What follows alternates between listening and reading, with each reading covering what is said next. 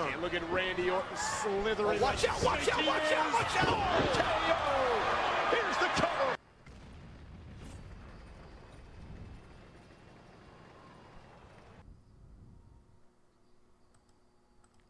Hey, what's up everyone? And we're back today with a couple games in some pretty low tier tanks for this channel.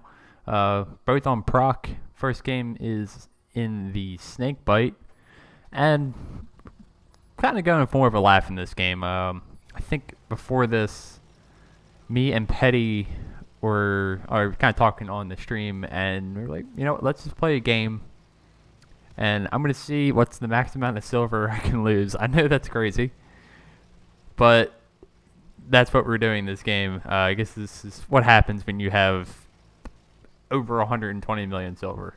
This is, yeah, the games we play, I suppose.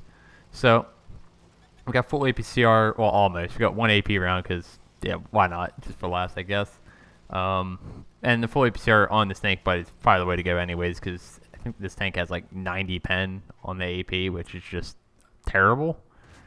Combined with pretty bad gun stats, and yeah, it blooms really, really poor. So, anyways, we were kind of going for that, and I think we can put in chat during the stream who can guess the closest to how much silver I was going to lose this game. My bet was on 110,000, if I recall correctly, and we're not playing extremely seriously this game, but we're still going to have a good game regardless. And to even further solidify that I'm not playing too seriously, I forgot to even put a crew in this, or a commander, that even has all the perks on it. I had a commander in it. Just assumed I'd put all the perks on the commander. And no, it has no perks. So if you don't see 6 cents going off, that's why.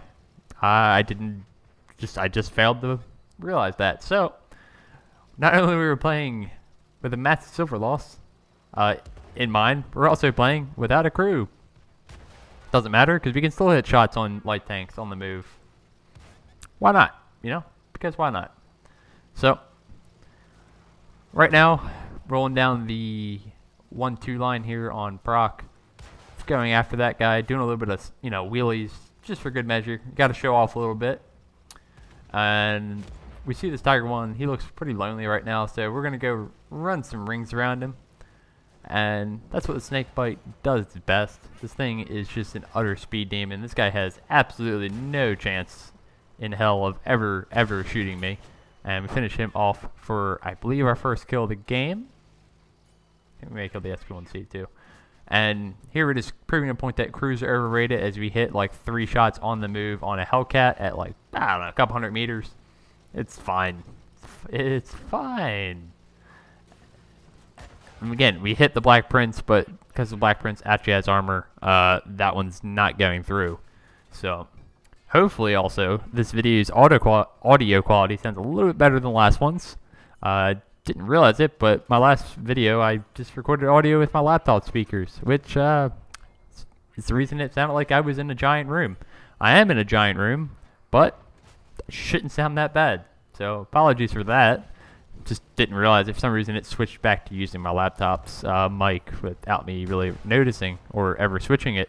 And here we're just going full on idiot mode in the light tank, playing probably like 85% of light tanks do, and just yellowing it for no reason.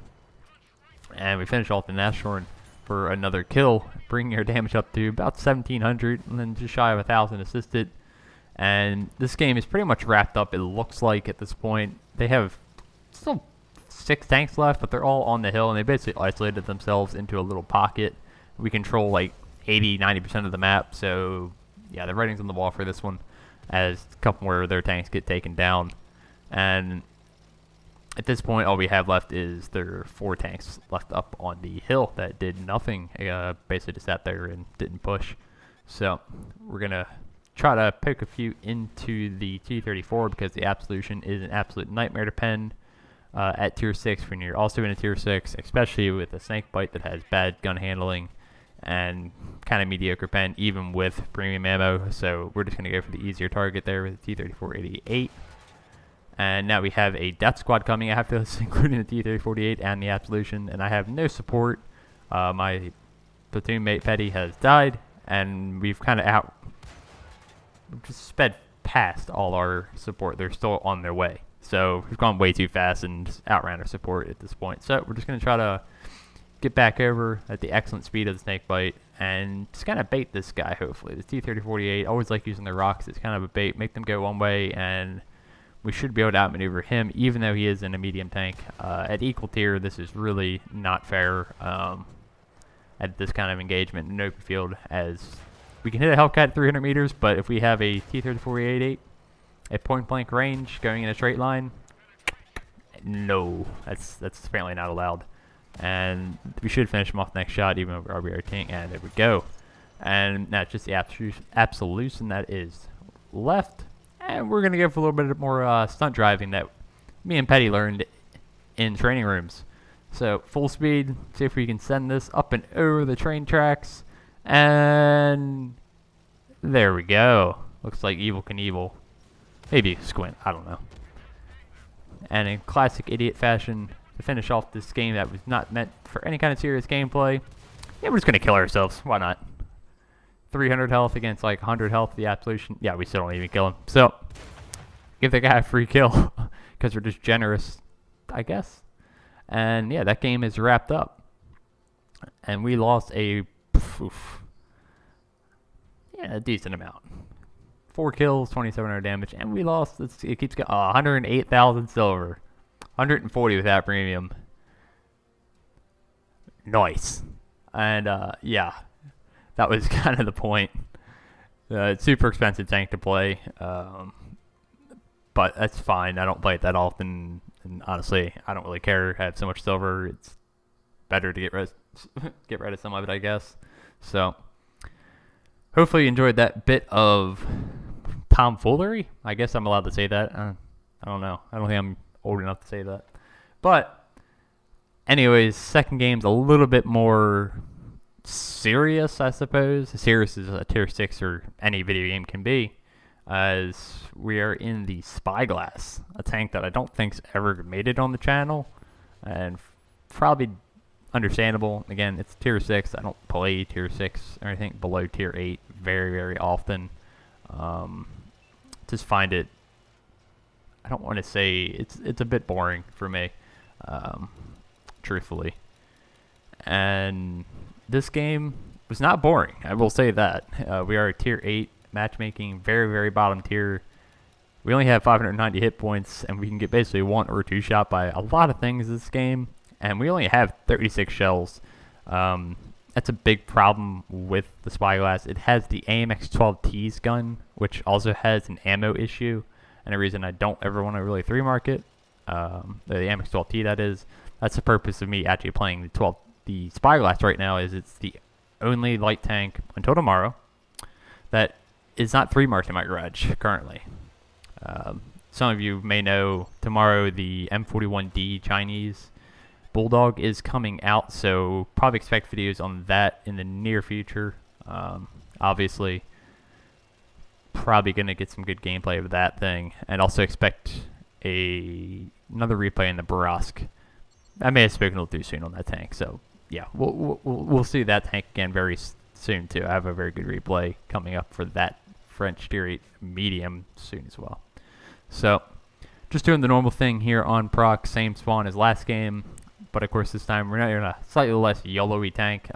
We will get punished very hard in the SpyGlass. If we do some of the stuff we tried in the Snakebite, it just won't work.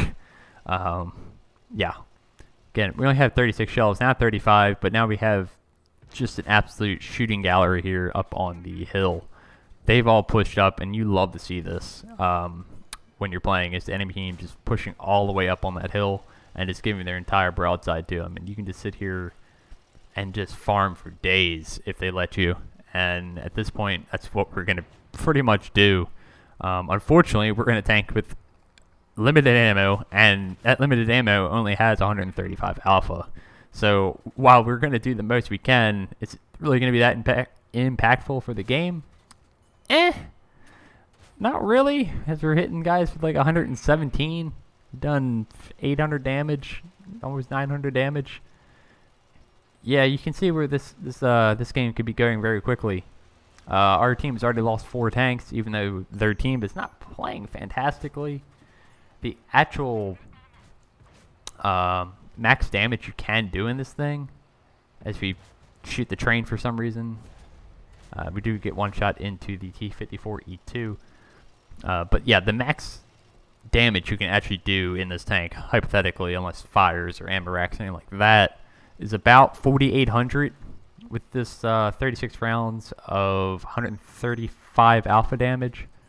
And that's kind of saying that you're going to roll 135. With the new damage changes, yeah, you're not going to roll 135, so you're probably looking at about 4,500 damage maximum, I would probably say, maybe, out of your 36 shells in this thing. And I don't understand shell limiting too much.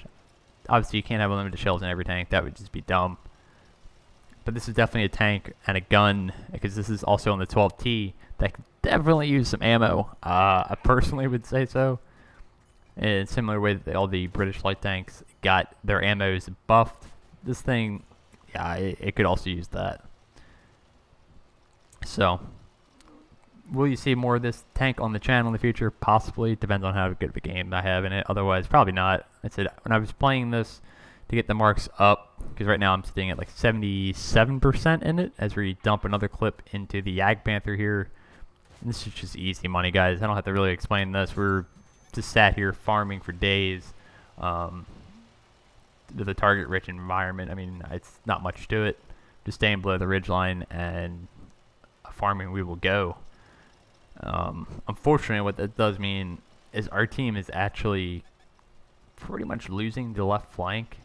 Perhaps I could have done something about that instead of just taking the easy damage here, looking back at this retrospectively.